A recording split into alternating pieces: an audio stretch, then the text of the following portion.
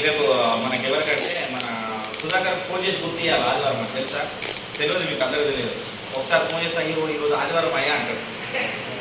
అరే నవ్వుతావు, చాలా మంది తెలియదు అయ్యా. స్టార్ట్ చేయండి. హల్లెలూయా హల్లెలూయా హల్లెలూయా. కనుక దేవుని నామానికి మహిమ కలుగును గాక. లూకా సువార్త 12వ అధ్యాయం వాక్యంలోకి వెళ్ళిపోదాం అందరు. లూకా సువార్త 12వ అధ్యాయము 56 నుండి 56 నుండి. హల్లెలూయా. లూకా సువార్త 12వ అధ్యాయము 56 నుండి చదువుతున్నాం. తీసిన వాడు మైకులు చదవండి. హల్లెలూయా స్తోత్రము. వేషధారులారా మీరు భూమి ఆకాశముల వైఖరిని గ్రహింపక నెరుగుదురు. ఈ కాలమును మీరు గుర్తింప నెరగనేలా. ప్రార్థన చేసుకున్నాం. అందరు తనలో వచ్చినట్లయితే ప్రార్థన. ప్రేమ గల తండ్రి, దయగల యేసయ్య, నీకు వేలాది కోట్ల వందనాలు, స్తుతులు స్తోత్రాలు చెల్లించుకుంటున్నాం తండ్రి. పరిశుద్ధుడా, మా ప్రార్థన వినండి, మా మనవులను ఆలకించండి. మాతో మీరు ఈరోజు మాట్లాడమని వేడుకుంటున్నాం తండ్రి. తండ్రి ఏం మాట్లాడాలో ఏం మాట్లాడకూడదో నాతో మాట్లాడండి తండ్రి. వినగల చెవులు, గ్రహించగల మనసు కూడా మీరు దయచేయమని యేసు నామమున అడుగుతున్నాం తండ్రి. ఆమేన్. హల్లెలూయా. అందరూ బాగున్నారా? ప్రాముఖ్యమైన విషయంలోకి వెళ్ళే ముందు ఒకసారి అందరూ మీరు సంతోషంగా ఉన్నారా లేదా తెలుసుకున్నామని అనుకుంటున్నాను. హల్లెలూయా. సంతోషంగా ఉన్న వారందరూ గట్టి హల్లెలూయా. మైకులు ఉన్నాయి, మనకు చాలా మైకులు ఉన్నాయి. ఈ మైక్ కూడా తీసుకెళ్ళండి. ఇదిగో మైకులో మాట్లాడడం నేర్చుకోలేదు. ఏం చేయాలా? మైకులు ఉన్నాయి కాబట్టి తీసుకొని హల్లెలూయా చెప్పండి. చెప్పి తర్వాత మళ్ళీ బంద్ చేసుకుంటాం. హల్లెలూయా హల్లెలూయా. అయితే మనం ఒక్క మాట ముందు వెళ్ళే ముందు మత్తయి సువార్త 5వ అధ్యాయము 26వ వచనాన్ని మనం ఒకసారి చూసుకున్నాం, ధ్యానించుకున్నాం. ఈరోజు ధ్యానించుకున్నాం మత్తయి సువార్త 5వ అధ్యాయము 26వ వచనం. చదవాలి.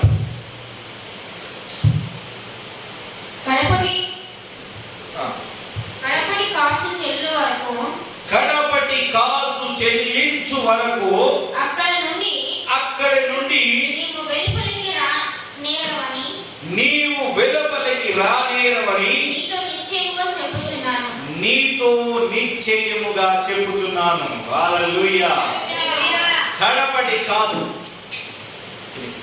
కడపటి కాసు అర్థమైందా? ఈరోజు మనం మాట్లాడుకునే దీని గురించే. బైబిల్లో ఒక ఉపమానం ఉంది. ఆ ఉపమానం ప్రకారము యేసుక్రీస్తు వారు వాళ్ళకి చెప్తున్నాడు. ఏమని చెప్తున్నాడు? కడపటి కాసు చెల్లించే వరకు నన్ను చూడాలన్నారు. ఇక ప్రార్థన చేసుకుని పనిచేసండి. వాక్యం చెప్తుంటే నన్ను చూడండి, నన్ను గ్రహించండి. హల్లెలూయా. అర్థమైందా? కడపటి కాసు అంటే ఒక రుణం. ఆ రుణము చెల్లించే వరకు ఏంటంట, లోపలికి రాడు. ఎక్కడికి రాడు? లోపలికి అంటే మైకులది పని చేయాలి. కింది కనెక్ట్ పని చేయండి. అందరూ పని చేయాలి. హల్లెలూయా. అయితే ఒక ఎగ్జాంపుల్ చెప్పుకున్నాం. ఒక అప్పు విషయం తీసుకున్నాం. ఒకరు అప్పు తీసుకున్నారు. నేనే చెప్తాను. నేను కొరియన్ దగ్గర అప్పు తీసుకున్నా. ఏం తీసుకున్నా? అప్పు తీసుకున్నా. ఈ అప్పుకు ఒకటి ఈ మధ్యలో ఏంటంటే అప్పు తీసుకున్నప్పుడు కాగితం రాస్తారు. అన్న రాస్తారా? రాయాలా? దానికి ఒక సమయం ఉంటుంది. దానికి కోర్టు న్యాయస్థానంలో వేయాలంటే దానికి ఒక సమయం ఉంటుంది. ఒక అప్పుకు ఒక పరిమితి ఉంటుంది. తెలుసా ఈ విషయం? ఎవరికైనా ఎప్పుడు పడితే అప్పుడు వేయాలంటే తెలియదు. అర్థమైందా? ఒక 3 నెలలో 4 నెలలో 6 నెలలో ఒక సమయం ఉంటుంది. ఆ సమయం దాటిపోయింది అనుకో, ముండోడు అన్నట్టు. ఇక ఏమన్నట్టు సమయం వరకు ఆ సమయానుకూలంగా పోయి ఏం చేస్తున్నానంటే ఆయన వచ్చి నన్ను అడుగుతున్నాడు, కానీ నేనేం చేస్తున్నా? అప్పు చెల్లించట్లేదు, నిర్లక్ష్యం చేస్తున్నా. ఏం చేస్తున్నా? నిర్లక్ష్యం చేస్తున్నా. అంటే ఆయన ఒక రోజు ఏం చేసినంటే ఇచ్చడానికి లేడు రాబోయే. ఆయన ఏం చేసినంటే తీసుకెళ్ళి కోర్టులు వేద్దామని చూస్తాడు. ఏం చెప్తాడు? మంచిగా వినాలి. మంచిగా వేద్దామని చూస్తే కోర్టులు వేస్తే ఏమవుతుంది? శిక్ష పడుతుంది. ఏమవుతుంది? శిక్ష పడుతుంది. లేదంటే న్యాయస్థానం వెళ్తే నా అదంతా ఏం చేస్తాను ఊడిసి నా ఇల్లు నా జాగి ఆయనకు అప్పుగా చెల్లిస్తారన్నమాట. కోర్టే చెబుతుంది. ఈ విషయం తెలుసా? వేసి ఏం చేస్తుందంటే వాడి దగ్గర ఒక సమయం ఇస్తారు. ఆ సమయానుకూలంగా మళ్ళీ మారకపోతే వాడు కట్టకపోతే అప్పు కట్టకపోతే ఏం చేస్తారు? ఇంటి జాగనంతా ఆస్తిని అంతా వెలవేసి దానికి అప్పుకు వేల కట్టిస్తారన్నమాట, చెల్లగట్టిస్తారన్నమాట. ఆయనకు అప్పు ఇస్తారు. ఈ వేల ఇది లోక సంబంధమైనది. పరలోక సంబంధమైన విషయం చెప్తాయి. హల్లెలూయా. అయితే ఈ అప్పు అంటే మనం చేసే పాపం ఏంటిది? అవునా కదా? అప్పు చేసినామంటే కట్టకపోతే దాన్ని వెల చెల్లించకపోతే వడ్డీ మీద వడ్డీ పెరుగుతుంది. ఈ మధ్యలో వడ్డీ తప్పితే ఎవరిస్తలేరు. అవునా కదా? మా సైడ్ అయితే 4 రూపాయలు అంటారు, 5 రూపాయలు అంటారు, ఒక్కొక్కరు 10 రూపాయలు కూడా నడుస్తుంది తెలుసా. కొంతమంది అంటారు అప్పు తీసుకున్నామంటే పాపం పెరిగినట్టే పెరుగుతుంది అప్పు అంటారు. ఈ మాట విన్నారు ఎప్పుడన్నా? విన్నారా లేదా? విన్నట్టంటే మీరు అట్లా అంటే నేనే చెప్తున్నాను. అయితే దేవుని న్యాయపీఠం మేరకు తీసుకెళ్లే వరకు, అర్థమైందా? మనం ఇలా ఉండకూడదు, పాపం చేస్తూ ఉండకూడదు. ఆయన ఇప్పుడు లోక సంబంధంగా ఆయన కోర్టుకు వెళ్ళక ముందుకే ఒక మధ్యవర్తి అయిన ఒక వ్యక్తి తీసుకొని, అయ్యా నువ్వు వెళ్ళకు, మన ఇద్దరం రాజీ పడదాం అనుకుంటే అయిపోయేది ఉంటుంది. అర్థమైందా? భూమి మీద అక్కడికి వెళ్ళక ముందుకే రాజీ పడితే అయిపోతుంది. పాపం విషయంలో కూడా అంతే. దేవునితో నువ్వు ఇప్పుడే ఈ భూమి అందు రాజీ పడకపోతే ఆయన న్యాయపీఠం ఎదుట నువ్వు నిలబడ్డప్పుడు, ఎప్పుడు నిలబడతామా నిలబడమా? నిలబడుతుంది అనుకుంటున్నావు అంతేనా? అనుకుంటున్నారు అట్లా? ప్రతి ఒక్కరికి ఉన్నది గుర్తుపెట్టుకోండి, దేవుని న్యాయపీఠం ఎదుట మనం నిలబడిసి ఉన్నది. ఇక్కడ భూ సంబంధమైన అప్పు తీసుకున్నప్పుడు అప్పు చెల్లించవలసిన అవసరం ఉన్నది. అప్పు చెల్లించకపోతే ఇంకో ఇద్దరులే అంటారు, భూమి అంత సంబంధం కాదు. రే ఏ మనిషి ఉన్నవరమై అప్పు తీసుకున్నప్పుడు చెల్లించడం తెలియదా? నువ్వు ఇయ్యడం తెలియదా? అవునా కదా? అర్థమైందా?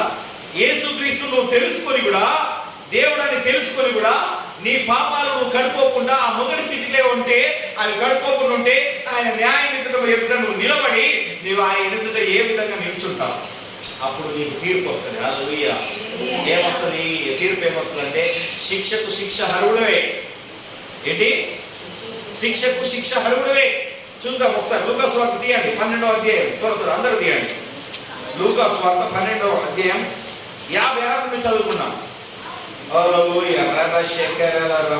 అందుకని ఇక్కడ ఏమంటున్నాడంటే పేజ్ నెంబర్ వచ్చి 65, కొత్త నిబంధనలు 65 పేజ్ నెంబర్ లాస్ట్ ఉంటుంది. కొత్త నిబంధన అంటే లాస్ట్ సైడ్ ఉంటుంది. 65 పేజ్ నెంబర్. వేషధారులారా మీరు భూమి ఆకాశముల వైఖరి గుర్తింప నెరుగుదురు. ఈ కాలమును హల్లెలూయా. ఏంటంట? భూమిలో ఏం జరుగుతుందో ఒక క్రైస్తవుడికి తెలుసు, ఆకాశం మీద ఏం జరుగుతుందో ఒక క్రైస్తవుడికి తెలుసు. వింటున్నారా? నమ్మకం శ్రద్ధగా వినండి. చదివేటప్పుడు బైబిల్ ముఖం చూడండి. అందుకనే పేజ్ నెంబర్తో సహా చెప్తున్నాను. మీరు తీయడానికి త్వరగా ఉండాలి, అనుకూలంగా ఉండాలని నేను పేజ్ నెంబర్తో సహా చెప్తున్నాను. కనుక చెప్తున్న పుట్టండి, భూమి మీద నీవు ఏ విధంగా నడుచుకోవాలో నీకు తెలుసు. ఈ భూమి మీద ఏ విధంగా అయితే నడుచుకుంటావో ఆకాశమందు అదే ప్రతిఫలం వస్తుంది. ఆ 2 వైఖరిలు నీకు తెలుసు. ఏంది? అర్థమవుతుందా? వింటున్నావా?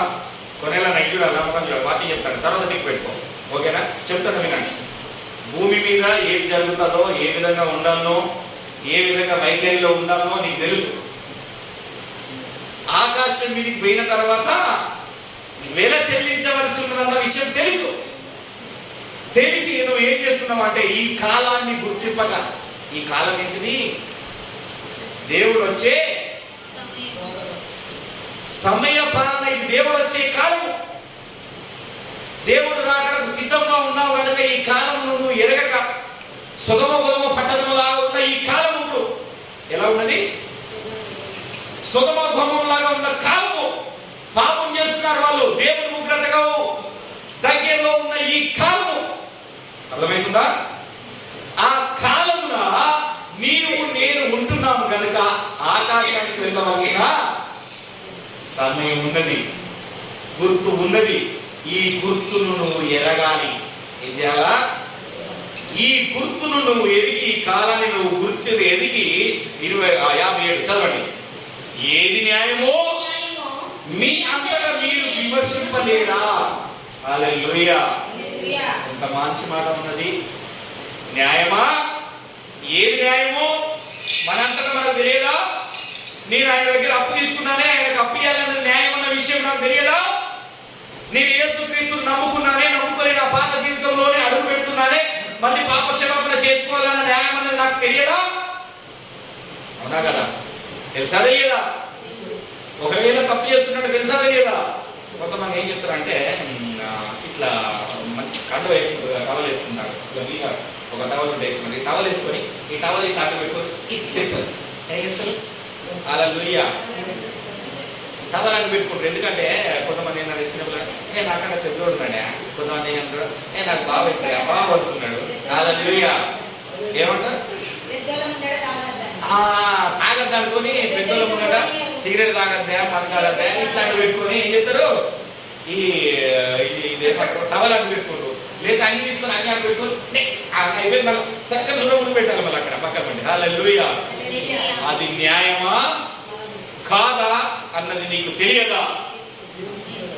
దేవుడు గద్దిస్తున్నాడు, చెప్తున్నాడు ఏది న్యాయమో ఏది అన్యాయమో నీకు తెలిసి ఉన్నది. ఎక్కడ నుండి తెలిసి ఉన్నది? మన పితరుల నుండి తెలిసి ఉన్నది. హల్లెలూయా. ఆదాము అవ్వ నుండి తెలిసి ఉన్నది. అంతవరకు దేవుని మహిమలో ఉన్నారు. దేవుని తినవద్దన్న పండు తినగానే మంచి చెడు తెలిసినట వారికి. హల్లెలూయా. ఏది మంచో ఏది చెడో తెలిసినది. ఏది న్యాయమైనదో ఏది అన్యాయమైనదో నీకు కూడా తెలుసు. అవునా కదా? న్యాయమా అని అక్కడ క్వశ్చన్ మార్క్ ఉంటుంది. అక్కడ ఉన్నదా చూడండి, ఉన్నదా క్వశ్చన్ మార్క్ ఇట్లా ఉంటుంది. స్కూల్ పిల్లలకు తెలిసి ఉంటుంది బాగా. హల్లెలూయా. ఇలా ఉందా? ఇలా క్వశ్చన్ మార్క్ ఉందా? అంటే దేవుడు నీ జీవితాన్ని నీవే పరీక్షించు అని చెప్తున్నాడు. ఏమని చెప్తున్నాడు? నీవే పరీక్షించుకో.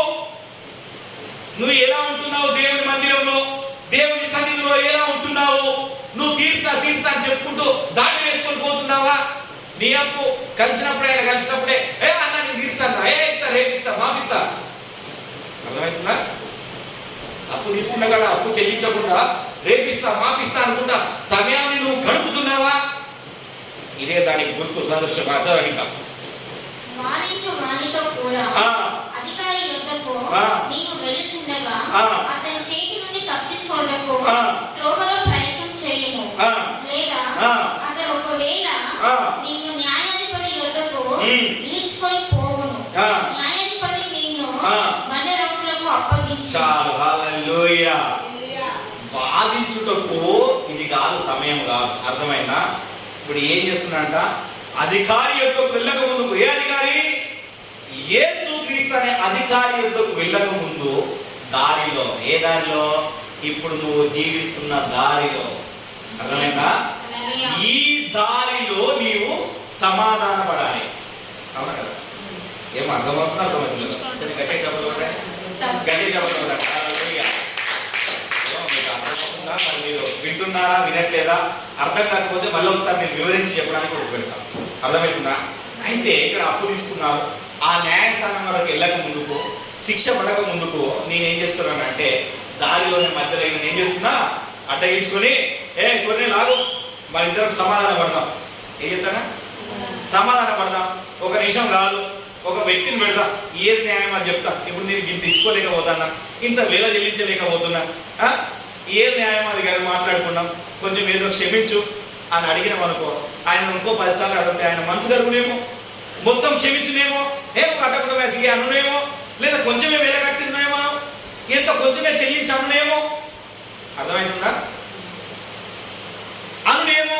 కనుక ఆ విధంగా నువ్వు ఆలోచించడానికి ఈ దేవుని ఆరాధన ఉంది. హల్లెలూయా. ఈ దేవుని సన్నిధానంలోకి వచ్చి నీవేం చేస్తున్నావు అంటే ఈ మధ్యలో దేవునితో ఏం చేస్తున్నావు? రాజీకు తెరుచుకుంటున్నావు. అర్థమవుతుందా? దేవుని సన్నిధికి ఎందుకు రావాలి అని కొంతమంది అడుగుతున్నాడు. ఏమంటారు? దేవుని సన్నిధికి ఊకే రావడం ఎందుకయ్యా? ఊకే సమయం వచ్చినప్పుడు వాక్యం ఉన్నామా, వస్తున్నాము, మాకు దోషినంత కానుకేస్తున్నాం, అది చేస్తున్నాం, అది తీసుకొని పోక నీకు ఎందుకు ఈ బాధలు? అర్థమైందా? కానీ ఇక్కడ బైబిల్ ఏం చెప్తున్నారంటే కంపల్సరీ నీ కాసు చెల్లించాలి అంటుంది. నీ పాపానికి ప్రాయశ్చిత్తము చెల్లించాలా? అర్థమైందా? బైబిల్ ఏం చెప్తుంది? నీతిమంతుడు ఒక్కడును లేడు, అందరూ పాపం చేసి దేవుని అనుగ్రహించి మహిమను పొందలేకపోతున్నాం, కోల్పోతున్నాం. అవునా కదా? అందుకని ఇంకా కొంచెం ముందుకు చూద్దాం, ఇంకా ముందుకు చూద్దాం. అందుకని చదవండి. బండరాజులు నీవు చెరసాలలో వేయము, నీవు కడపడి కాసును చెల్లించు వరకు వెలుపలికి రానే రామని నీతో చెప్పుచున్నాను. హల్లెలూయా. ఎందుకంటే ఎందుకు రావంటున్నావు అంటే వెయ్యేళ్ళ పాలన ఒకటి ఉంది. ఆ పాలనలో నువ్వు ఉండడానికి నువ్వు అర్హుడవు కాదు. ఎందుకంటే నీ పాప క్షమాపణ నీకు జరగట్లేదు, నువ్వు పాప క్షమాపణలో ఉండట్లేదు. కానీ నీ మొదటి స్థితిలోనే నువ్వు బ్రతుకుతున్నావు కనుక నీవు చెరసాలలో వేయబడి ఉన్నావు, నువ్వు బయటికి రానేవవు. హల్లెలూయా. అర్థమైంది ఎప్పుడు హల్లెలూయా చెప్తుంది, కానీ అర్థం కాదన్నమాట. హల్లెలూయా. అయితే సింపుల్ గా మీకు అర్థమయ్యేది చెప్తున్నాను ఏంటంటే, సింపుల్ గా మీకు అర్థమయ్యేది ఏంటంటే, దేవుని న్యాయపీఠం మీదట మనందరం నిలవలసి ఉన్నది కనుక మనం మొదటి జీవితాన్ని వదిలిపెట్టి ఆ మొదటి జీవితం ప్రకారం వెళ్ళకుండా క్రీస్తులో కొత్తగా జీవించడానికి మనం ప్రయత్నం చేసుకుంటూ మన పాపాలను యేసుక్రీస్తు నామములో ఒప్పుకుంటూ ఆయన ఎదుట నీతిమంతులుగా తీర్చిదిద్దడమే ఆయన పని. సింపుల్. అర్థమైందా? కానీ చాలా మంది జీవితాల్లో ఎలా ఉన్నారంటే, ఎక్కడికి పోతున్నారు తెలుసా? చెప్పండి ఒకసారి చూద్దాం. ఒకసారి తీయండి. లేవియాకాండం 20వ అధ్యాయం 23వ వచనం తీయండి ఒకసారి చూద్దాం. అందరు ఎక్కడికి వెళ్తున్నారు? 20వ అధ్యాయం 23వ వచనం త్వరగా తీయాలి. 20:23.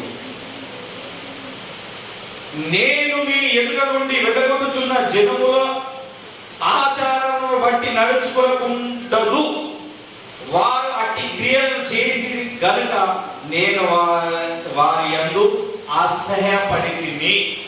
ఏంటంట? నేను మీ ఎదుట నుండి వెళ్ళగొట్టుచున్న జనములు. ఎవరు జనములు? వెళ్ళగొట్టిన వారు ఎవరు? ఎవరు? అన్యులు. హల్లెలూయా. ఎక్కడి నుండి అయితే మనం వెళ్ళగొట్టబడినామో, వేరు చేయబడి ఉన్నామో, వారి యొద్దకు మనము వెళ్ళక. ఎంతమంది వెళ్తున్నారో ఎంతమంది వెళ్తలేరో దేవుడికి తెలుసు. హల్లెలూయా. చూచుచున్న దేవుడు. అర్థమైందా? ఇప్పుడు అది పోలిస్తే మళ్ళీ ఆన్లైన్ వస్తుంది, మనకు అది బాగాలేదు. కానీ దేవుడి విషయం తర్వాత మాట్లాడుకున్నాం. అయితే మనము ఏంటంట? మనము దేవునికి ఒక రోజు లెక్క అప్పచెప్పవలసిన సమయం ఉన్నది కనుక భూమి యందు నీవు భయపడుతూ, ఏమడుతూ భయపడాలా. నేడు రేపు ఏమైతే తెలియదు. ఇంతకుముందు చెప్పాం కదా, యాకోబు 4:14 చదువుకున్నాం కదా. రేపు ఏమవునో తెలియదు. కొంతసేపు కనబడి అంతలోనే మాయమైతుంది, కొంతసేపు కనబడి అంతలోనే మాయమై ఆవిరి వంటిది ఈ జీవితం, లోకాన కాలేది శాశ్వతం. హల్లెలూయా. హల్లెలూయా. అయితే నేను ఎందుకు ఈ మాట గుర్తు చేస్తున్నాను, ఎందుకు చెప్తున్నానంటే, ఒకసారి మంచిగా వినండి. నీవు మారు మనసు పొంది రక్షణలోకి వచ్చిన తర్వాత, నీవు దేవునికి వెల చెల్లించిన తర్వాత, మళ్ళీ ఏం చేసిన తర్వాత రక్షణ పొంది మారు మనసు పొంది దేవునికి ఏదైతే నువ్వు వెల చెల్లించవలసిందో, ఏదైతే అప్పు ఉన్నదో అప్పు కట్టిన తర్వాత, అప్పుల నుండి నువ్వు బయటపడిన తర్వాత, నువ్వు ఒక మంచి స్థితిలో ఉన్న తర్వాత మళ్ళీ నువ్వు అప్పు చేస్తున్నావు, చూసినావా? అది తప్పు. అంటే నువ్వు ఉన్న తర్వాత దేవుని యొద్దకు రక్షింపబడి యేసుక్రీస్తు సొంత రక్షకుడు అని ఒప్పుకొని, నీ పాటతో ఒప్పుకొని, నీ పాపం వదిలేసి నువ్వు బాప్టిజం తీసుకొని మళ్ళీ తర్వాత ఆ పాపంలోకి పోతున్నావు చూడు, అది తప్పు. దానికి వెల కంపల్సరీ కట్టించవలసింది. ఇక లేదు, మళ్ళీ పాప క్షమాపణ లేదు, గుర్తుపెట్టుకోండి. మళ్ళీ ఉన్నది అనుకుంటాడు ఎవరైనా. దానికి వెల కట్టించవలసి ఉన్నది. నువ్వు భూమి అందు వెళతావా, నువ్వు ధన్యుడు. పరలోకం అంత అయితే నీకు లేదు, నీ ఆత్మకు లేదు. ఓపెన్ చెప్తున్నా, భూమి మీద నేను మళ్ళీ ఒకసారి వెలగట్టగలవా? రెండోసారి వెలగట్టి, అయ్యా నాకు తప్పైంది ప్రభువా అని ఆయనకు మళ్ళీ ఇక్కడనే వెలగట్టి ఉంటావా? అది నీకు ఇచ్చిన దేవుడు ఇచ్చిన మంచి అవకాశం. హల్లెలూయా. కొంతమంది అంటారు, కొంతమంది ఏమంటారు అంటే, నాకు సెకండ్ లైఫ్ వచ్చింది రా, దొరికింది, ఇక నేను సంపాదించుకోవడానికి కానీ నేను ఏదైనా చేసుకోవడానికి నేను హరుడనే చావు దాకా వెళ్ళి వచ్చిన అంటారా అంటారా? కొంచెం జీవితాన్ని మార్చుకోవడానికి ట్రై చేస్తున్నాను. ఇప్పుడు కూడా మనం కూడా ఏం చేయాలంటే ఆ జీవితాన్ని మార్చుకోవడానికి ఉండాలి. ఎందుకంటే మనం ఒకసారి చూసుకున్నాం, లాజరు, ధనవంతుడైన లాజరు, ఇదే లూకాసు వార్తల 16వ అధ్యాయంలో ఉంటుంది. ఒకసారి చేయండి, ఒకసారి 16వ అధ్యాయం 25 నుండి మనం చదువుకున్నాం. ఎందుకంటే ఇక్కడ 3 క్యారెక్టర్లు మనకు కనబడుతున్నాయి. ఎన్ని క్యారెక్టర్లు కనబడతాయి? లాజరు, ధనవంతుడు, అబ్రహాం. ఎవరు? అబ్రహాం కూడా ఉన్నాడు, ఇంట్లో కనబడ్డాడు. 25 నుండి చదువుకున్నాం. 16, 25 నుండి చదువుకుంటే ఏమైనా ఒక నిమిషం ఏమైందంటే, ధనవంతుడు దేవుడు అంటే ఏందో తెలుసు, గుర్తుపెట్టుకోండి. తెలియదు కాదు, ఎవరు తెలుసు? దేవుడు అంటే ఏమిటో తెలుసు, దేవుని ధర్మశాస్త్రం అంటే ఏదో తెలుసు. తెలిసి కూడా ఆయన చేస్తున్న తప్పుల ప్రకారం ఆయన ఎప్పుడు చనిపోతాడో ఆయనకు తెలియదు. అర్థమైనా? ఎప్పుడు మనం ఏమవుతుందో మనకు తెలియదు.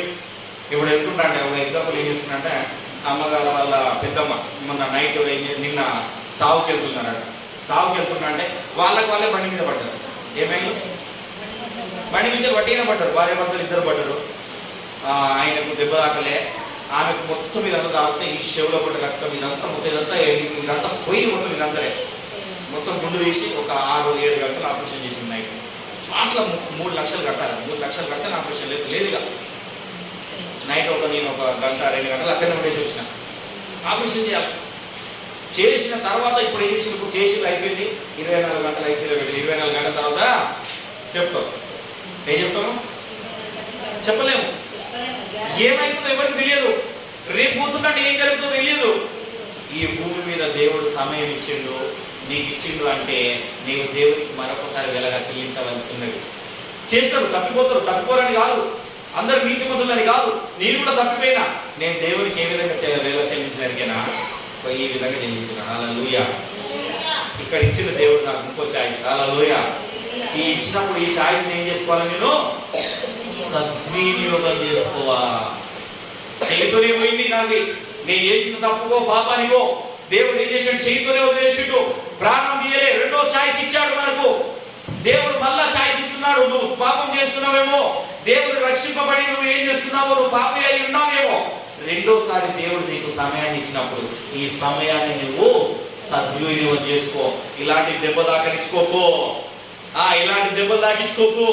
ఇప్పుడు దేవుడు ఇవన్నీ తాక ముందుకే వెల చెల్లించు. హల్లెలూయా. ఆయన సన్నిధికి వచ్చి రాజీపడు ఆయనతోని. ప్రభువా, నేను తెలిసి తప్పు చేశాను, తెలియక చేయలేదు, తెలియక నాడు చేసిన దాన్ని నువ్వు క్షమించావు, ఇప్పుడు తెలిసి చేసిన తప్పుడు క్షమించు అని ఆయన సన్నిధిలో గోజాడితే గాని నీవు రాదు. హల్లెలూయా. అందుకని ఇక్కడ ఏమంటున్నాడంటే, ఏమని చెప్తున్నాడంటే, ధనవంతుడు చెప్తున్నాడు, ఏ ధనవంతుడా, నీకు దాహం వేస్తున్నాడు, నీకు నాకు మధ్యలో దారి పరలోకంలో ఉండదు. ఒకసారి చదువున్నాను, 25 చదువు. అందుకు అబ్రహాము, నీవు నీ జీవిత కాలమంతయు నీకు ఇష్టమైనట్టు సుఖము అనుభవించితివి. అలాగునే లాజరు కష్టము అనుభవించినని జ్ఞాపకం చేసుకొనుము. హల్లెలూయా. చెప్పలేదు ఒకసారి. జీవితాంతం సేపు నన్ను ఎవడు చూస్తున్నాడు, ఏం చేస్తున్నాడు? నా ఇష్టమైన సుఖానుసారంగా, నా ఇష్టానుసారంగా నేను జీవిస్తా అనుకుంటూ ఏం చేస్తున్నాడు? జీవిస్తున్నాడు. హల్లెలూయా. కానీ లాజరు కష్టపడుతూనే దేవుని చిత్తాన్ని ఏంటిదో గ్రహించిండు. హల్లెలూయా. అదే విషయాన్ని అబ్రహాము తండ్రి అయిన అబ్రహాము గుర్తు చేస్తున్నాడు. నా కుమారుడా, నీ భూమి మీద నీ ఇష్టానుసారంగా నువ్వు జీవించినావు. ఏం చేసినావు? నీ ఇష్టం, నీకు ఏది నచ్చిందో అది చేసుకుంటూ పోయినావు. నీకు మనుషులకి ఏది దొరికితే అదే చేయను. నీ స్వబుద్ధిని ఆధారం చేసుకునే పోయినావు.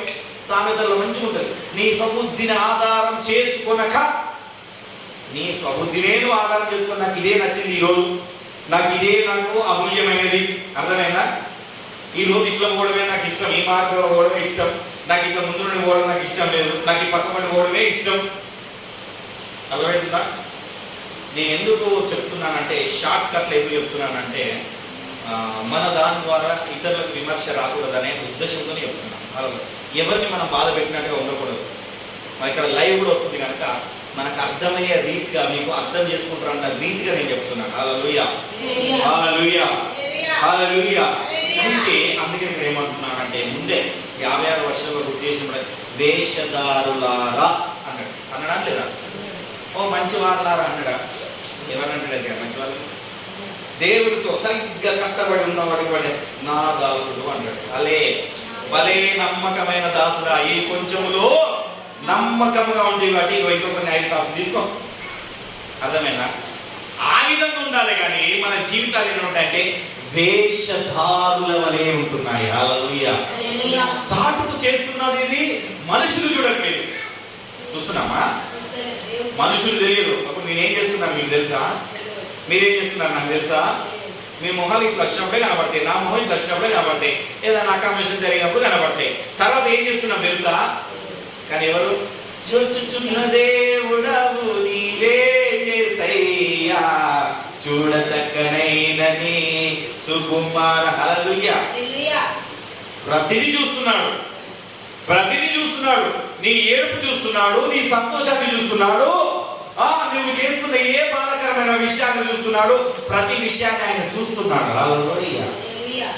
కనుక నీవు వేషధారుల వలె ఉండక ఆకాశంలో జరిగే విషయాలు ఏంటో నీకు తెలుసు. అక్కడికి పోయినాక ఆ తీర్పు ఎలా జరుగుతుందో అన్న విషయం నీకు తెలుసు కనుక ఆ తీర్పు తగ్గట్టుగా నువ్వు కుదురుకోవాలి. హల్లెలూయా. ఎందుకంటే చనిపోయిన తర్వాత సువార్త లేదు. ఇక్కడ స్వయంగా చెప్తున్నాడు, చదువుకుంటున్నాను 26 నుండి. అంతేకాక ఇక్కడ నుండి నీ యొద్దకు దాట గోరువారు దాన్ని పోచాలకుండునట్లు అక్కడికి వారు మా యొద్దకు దాటి రాజాలకుండునట్లు మాకును మీకును మధ్య మహా అగాధ జలం ఉంచబడి ఉన్నదని చెప్పాను. హల్లెలూయా. ఆకాశంలో ఏమున్నదట? మళ్ళీ అక్కడికి రావడానికి వీల్లేదుగా. పాతాళానికి పరలోకానికి ఇటు దొరుకుతా ఇటు దొరుకుతా లేదు. ఇటు దొరకాలన్నా ఇటు దొరకాలన్నా ఇక్కడ భూమి అంటే. హల్లెలూయా. నువ్వు ఎటు దొరకాలన్నా భూమి మీదనే. ఇక ఎటు దొరుకుదామంటే అక్కడ విన్న తర్వాత లేదు. దేవుడికి కోపం వచ్చింది అనుకో, ధనవంతుడు ఏం చేసిందంటే ధనవంతుడిని తీసుకెళ్ళడానికి గల కారణం ఏంటంటే ఈ దరిద్రుడు లాజరు చనిపోయిన కన్నా వాడు మారుతాడేమో అని చూశాడు. కానీ మారలా. అర్థమైందా? మారలే. అట్లనే కొన్ని రోజులు ఇష్టం చేస్తుంటా అంటే చనిపోయిన తర్వాత అక్కడ తెలుస్తుంది. కొన్ని ఇంతకుముందు మీకు చూపించిన కొన్ని వీడియోలు కూడా చూపించిన. ఓవర్ 8 నిమిషాలు చనిపోయింది అనే వీడియో ఒకసారి చూపించిన, గుర్తుందా? చనిపోయినప్పుడు ఆమెకి ఏమన్నది? సిద్ధపడ్డావా అన్న మాట వినబడిందంట. చాలా మంది చెప్పింది ఈ మాట. అట్లా నేను 8 నిమిషాలు 6 నిమిషాలు చనిపోయి బ్రతికిన వాళ్ళు చాలా మంది ఉన్నారు. అర్థమైనా? అట్లా బ్రతికిన వాళ్ళు చాలా మందిని వాళ్ళని ఇంటర్వ్యూ చేస్తే మీరు గూగుల్లో కొట్టండి వస్తుంది. వాళ్ళకు విన్న మాట, వాళ్ళు కలిగిన మాట ఇదే, సిద్ధపడ్డావా. ఎక్కడ సిద్ధపడాలా మరి? ఇక్కడనే. ఇదే place. A place? This is place, భూమి మీద. ఇక్కడ అందుకనే అలాంటి ఏమన్నా ఉంటే దానికి ఏం చేయాలంటే మారు మనసు ఉండాలి. ఎందుకంటే అక్కడికి పోయిన తర్వాత అగాధ జలం ఉన్నది మధ్యలో. ఎలా ఏమున్నది? ఒక అడ్డు కూడా ఉన్నది. ఉన్నదా లేదా? ఉన్నదా లేదా? అన్నదా? ఏమున్నాడు ఇక్కడ? ఏమంటారు? మధ్య మహా అగాధం ఉంచబడి ఉన్నది.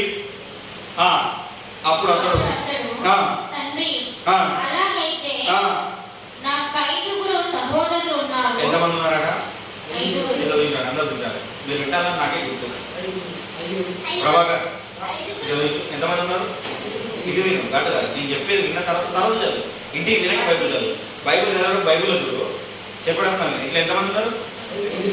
చదువు. వారును ఈ వేదనకరమైన స్థలములకు రాకుండా వారికి సాక్ష్యం ఇచ్చినట్టై నా తండ్రి ఇంటిని వారిని పంపవలనని నన్ను వేడుకొనుచున్నాను. ఎవరిని పంపమంటాడు? ఎవరిని పంపమంటాడు? నన్ను పంపయ్యా లేదా లాభమైన పంపు. ఎక్కడికి? 5 అన్నదమ్ములు వేరే ఉన్నారట. ఇప్పుడు ఏం చెప్తారు? వీళ్ళు 5 అన్నదమ్ములు ఏం చేసిందంటే దీంట్లో 5 అన్నదమ్ములకు ధర్మశాస్త్రం ఏదో తెలుసు. గుర్తుపెట్టుకో. అబ్రహాము అందుకనే తండ్రి అంటున్నాడు. అబ్రహాము తండ్రి అనడానికి కారణం ఏంటి? ఈ ధర్మశాస్త్రం పవిత్ర గ్రంథం తెలిసిన వారినే తండ్రి అంటారు. అవునా కదా? అర్థమవుతుందా? ఎవరంటారు? కిరణ్ అంటారు అన్నదాన్ని అంటవలసి. ఏమో కిరణ్ అయితే బాగా దీర్ఘంగా ఆలోచిస్తున్నాడు. హల్లెలూయా. తండ్రి అని ఏమనంటున్నాడు అంటే అబ్రహాం అంటున్నాడు. అబ్రహాము వాళ్ళకి తండ్రి అని తెలుసు. చాలా మంది ఏం చేస్తారు? వాళ్ళందరూ ఏం చేస్తారు? ఎవరని చెప్తారు? అబ్రహాము మా పితరుడు, మా తండ్రి. తండ్రి పిలుస్తున్నాడు. తండ్రి అయితే ఇంకొక 5 ఉన్నారు. వాళ్ళకి తెలవడానికి ఒక్కసారి వాళ్ళని ఒకసారి పంపించరా? ఏమంటాడు? పంపించడానికి రిటర్న్ పంపించడానికి అక్కడ ఏం లేదు రాబాయ్. అదే వీసా కాదు. అలలుయ అలలుయ టికెట్ కొనుక్కొని నువ్వు వేసుకోలేదు. అర్థమైందా? పోయి పర్మనెంట్ ప్లేస్ అది. అలలుయ పర్మనెంట్ టికెట్ కొనుక్కోవడానికి అక్కడ ఉండడానికి పోయిన నువ్వు, మళ్ళీ రావడానికి కాదు. ఇన్కమింగ్ అవుట్ గోయింగ్ లేదు. ఒకటే కోడ్ ఒకటే అవుట్ గోయింగే, మళ్ళీ ఇన్కమింగ్ లేదు. అర్థమవుతుందా? పోవడమే కానీ మళ్ళీ రావడము లేదు. అంతేనా కదా? అంటే మళ్ళీ అక్కడి నుంచి నీకు వచ్చే వార్త లేదు. భూమి మీద ఉన్నప్పుడే నీకు వచ్చే వార్త. అయితే ఇక్కడ ఏమంటే పంప అంటే ఏమంటున్నారంటే లేదు, అవకాశం లేదు. అందుకు ఎవరున్నారు? అందుకు అబ్రహాము అబ్రహాము వారి యొద్ద మోషే ప్రవక్తలు ఉన్నారు. వారి మాటలు మోషే అని వినవలెనని. ఎందుకు చెప్పినంటే చాలా ఉపయోగం. మోషే అని చెప్పినంటే మోషే అంటే నాయకుడు. వాళ్ళ దగ్గర పాస్టర్లు ఉన్నారయ్యా, ప్రవక్తలు ఉన్నారు. అప్పుడప్పుడు మన దగ్గర ప్రవక్త వస్తాడు, ప్రవక్తలు ఉన్నారు, వీళ్ళందరూ ఉన్నారయ్యా. వాళ్ళు చెప్తారు. నీవైతే పోవడానికి లేదు. నువ్వు వీళ్ళు వచ్చినా కానీ నేను దయ్యం అనుకుంటారు, నేను భూతం అనుకుంటారు. అయినా నేను పంపించడానికి నాకు అధికారం లేదు అని చెప్తున్నాడు. నిన్ను పంపించడానికి అధికారం లేదు. నువ్వు ఉంటేనే నాతో ఉంటేనా నాకు భూమి అందే. నువ్వు వాళ్ళు కూడా నేను చెప్పినట్టు వింటారా, నా ధర్మశాస్త్రం చెప్పినట్టు వింటారా, నా పక్కన కూర్చుంటారు. ఇప్పుడైతే నువ్వు అక్కడనే ఉండవు, అక్కడనే పోయా. నీ పరిస్థితి నువ్వు అక్కడనే ఉండు, వాళ్ళ పరిస్థితి వాళ్ళే చూసుకుంటారు. అవునా కదా? ఇక్కడ ఏమనుకుంటారు? ఎక్కడన్నా ఒక కొద్దిమంది మంచిగా మారిన అనుకుంటారు. నేనున్నా మా అన్నదమ్ములలో నేను మారినా కాబట్టి వాళ్ళు నాకు దేనికి ఏం చేయాలంటే ఇలాంటి అసహ్య కార్యక్రమాలు పిలువరు. ఎందుకు పిలువరు? ఎరికైనా నేను రానని తెలుసు వాళ్ళకు, నేను అలా పని చేయనని తెలుసు. కాబట్టి అది బట్టే కూర్చొని పక్కన కూర్చొని థమ్స్అప్ తాగరండి. అలాగే ఏదో సామెత ఉండదు తెలుసా? ఒక సామెత ఉంటుంది ఏంటంటే ఇది మన కళ్ళు దుకాణం కాడ కూర్చొని పాలు తాగినా కానీ అంతేనా కదా? నువ్వు పాలు తాగినవా కళ్ళు తాగినవా అని ఎవరికి తెలుసు, నువ్వు ఎందుకు చెప్పినా కానీ. అవునా కదా? అంతేనా కదా? ఆడ ఉన్నామంటే అంతేనా కదా? ఈ మధ్యలో కొంచెం ఇట్లాంటి ముచ్చలు చెప్తానే కొరలైన కోపం చూద్దలేదు అసలు ఎక్కిందికి వచ్చింది. హల్లెలూయా. అంతేనా కదా అన్న? అంతేనా కదా? నువ్వు అక్కడ ఉన్నావు అనుకో, ఇప్పుడు ఎగ్జాంపుల్ బాధపడకు, నీ పేరు చెప్తున్నా వాడుకున్నా కానీ ఆడ ఉన్నావు అనుకో, ఏమనుకుంటారు? అనుకుంటారా అనుకోరా? అప్పుడు ఏమంటారు? ఎందుకైనా చూస్తే ఏదైతే బైబుల్ సంకట చేతిలో పట్టుకొని పోతాడు కానీ వీడికి అట్లాంటి నీకు అట్లాంటి నేనే. అంతేనా కదా? అంటారా కదా? అంటారా? నువ్వు అక్కడ కూర్చొని పాలే తాగినావు, నేను వేరే తాగిన వంటలేదు. నేను ఏం చేసినావు? పాలే తాగినావు కానీ మాత్రం తెల్లగా ఉన్నాడు. ఇది తెల్లగా ఉన్నది, అది తెల్లగా ఉన్నది. అర్థమైందా కదా? అయితే ఇలాంటి జీవితాలను నీకు తెలుసు. నీకు ఏది మంచిదో ఏది చెడుదో నీకు తెలిసి ఉన్నది, నీకు నిర్ణయించి ఉన్నది. నీకు ఎవరు చెప్తున్నారు?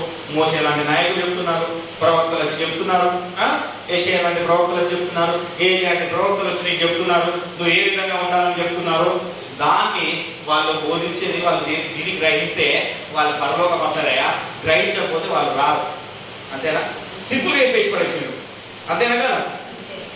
చెప్పండి చెప్పలే సింపుల్గా, సింపుల్ చెప్పేసిండు. చూడండి అక్కడ ఏం చెప్పాడు ఇంకొంచెం సింపుల్గా. అతడు తండ్రివైన అబ్రహాము అలా 31. అందుకు అప్పుడు మోషే ప్రవక్తలు చెప్పిన మాటలు వారు వినని ఎడల మృతుల్లో నుండి ఒకరు లేచునని వారు నమ్మరని వారితో చెప్పాను. నమ్మరు. అర్థమైందా? నమ్మరు. మంచిది. ఏమన్నారు? నమ్మరని అతనితో చెప్పనను. హల్లెలూయా. ఎందుకంటే ఇక వాడు మృతుల నుండి లేచి వచ్చి అయ్యా నేను ఇట్లా అనుభవిస్తున్నా, నేను నాకు ఇంత రోగం వస్తా, ఇంత కాలుతాను, అక్కడ కాలుతుందని నువ్వు చెప్పినాను వాడైతే నమ్ముతారా? ఎవరన్నా నమ్ముతారా? ఏం మాట్లాడతారు? వాడు పక్కకు మాట్లాడు. ఎందుకు? ఈ కాలము అలాంటిది. అవునా కదా? మళ్ళీ ఒకసారి మనం ఇదే 12వ అధ్యాయానికి వద్దాం. ఏమనుకుందాం? 12వ అధ్యాయానికి మళ్ళీ వద్దాం. అయితే అక్కడ మళ్ళీ ఒకసారి ఏమన్నది? ఎందుకు నమ్మరంటే, ఎందుకు నమ్మరు అన్నది నేను ఒకసారి మళ్ళీ నేను చూపిస్తాను. ఏంటంటే 57 ఏది న్యాయమో మీ అంతటా మీరు విమర్శించలేరా? హల్లెలూయా. అవునా కదా? ఏది న్యాయమైనదో ఏదో మనకు తెలుసు. మన జీవితాలు ఎటుపోతున్నాయో ఎటుపోతలేవో మనకు తెలుసు కనుక ఏది న్యాయమో ఏది అన్యాయమో మనకు తెలుసు కనుక దాన్ని విమర్శించి మనం ఉంటున్నాం కనుక ఏది ఏం చేస్తున్నాం దేవుణ్ణి నమ్ముకున్నాక కూడా మనం ఎక్కడికి వస్తున్నాము, ఏ విధానంలోకి వస్తున్నాము, ఎటు వెళ్తున్నాం అన్నది, ఏది న్యాయమో ఏదో మనకు తెలుసు కనుక, ఏ తప్పుడు దారిలో పోతున్నామో ఏదో మనకు తెలుసు కనుక అది మనము ఎరిగి వాళ్ళమై ఉన్నాము. హల్లెలూయా, హల్లెలూయా. ఇంకా కంటిన్యూ చేస్తా, వాక్యం అయిపోలే, కంటిన్యూ చేస్తా. అయితే